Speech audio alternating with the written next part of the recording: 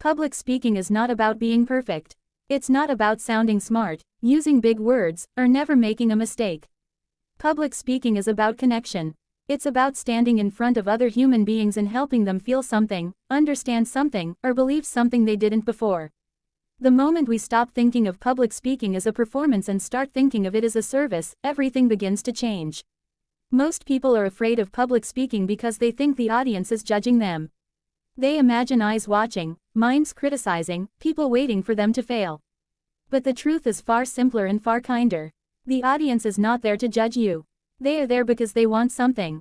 They want clarity. They want inspiration. They want to learn. Your job is not to impress them. Your job is to help them. Great speakers don't start with what they're going to say. They start with why they're saying it. Why does this message matter to you? Why should it matter to the people listening? When you are clear on your why, your confidence grows naturally. Not because you feel brave, but because you feel responsible. You're not speaking for yourself anymore. You're speaking for the idea. One of the biggest mistakes people make in public speaking is trying to sound like someone else. They try to copy the style, the tone, the confidence of speakers they admire. But authenticity is not something you can imitate. The audience can feel when something is forced. The most powerful thing you can bring to the stage is yourself. Your voice, your experiences, your imperfections. When you speak like a human, people listen like humans. Nervousness doesn't mean you're bad at public speaking. Nervousness means you care, and caring is a good thing. The goal is not to eliminate fear, but to understand it. Fear shows up when something matters. Instead of fighting it, reframe it. Tell yourself, I'm nervous because this matters, and because it matters, I'm willing to show up anyway. Courage is not the absence of fear. Courage is the decision that something else is more important than fear. Another key to improving public speaking is clarity. People don't remember everything you say. They remember how you made them feel in one or two ideas that stuck. If you try to say too much, you end up saying nothing. The best speakers simplify. They focus on one core message and support it with stories, examples, and emotions. If your audience can explain your message to someone else after your talk, you've succeeded. Stories are the language of leadership. Data may inform, but stories inspire. When you share a story, the audience doesn't just hear it, they experience it. They see themselves in it. They feel the emotion behind it. If you want to improve your public speaking, don't just collect facts.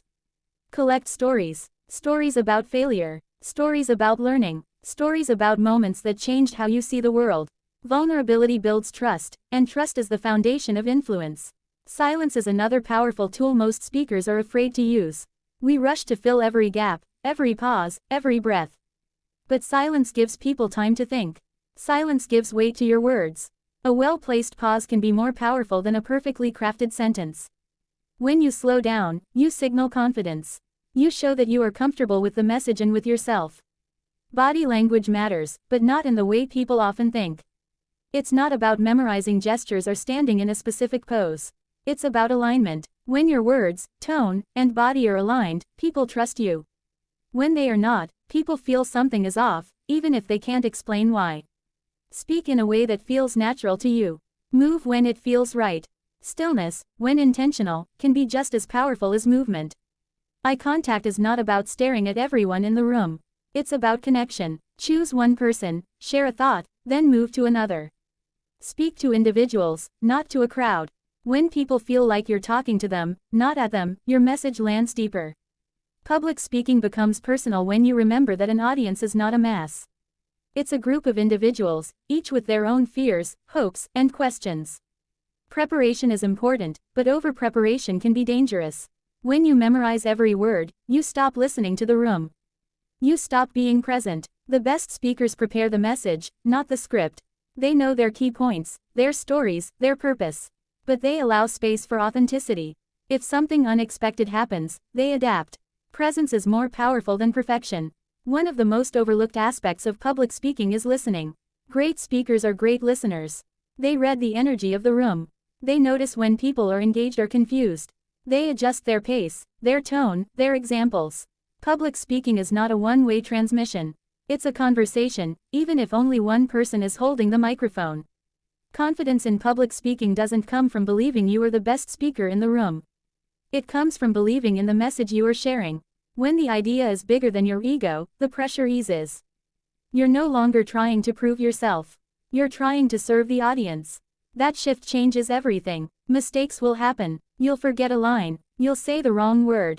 You'll lose your place. And that's okay. The audience doesn't want perfection. They want honesty. Often, the moments we think are failures are the moments that make us more relatable. Own the mistake, smile, move on. Grace under pressure builds respect. Improving public speaking is not about quick fixes. It's about practice and reflection. Speak often. Speak when you're uncomfortable. After each talk, ask yourself what worked and what didn't.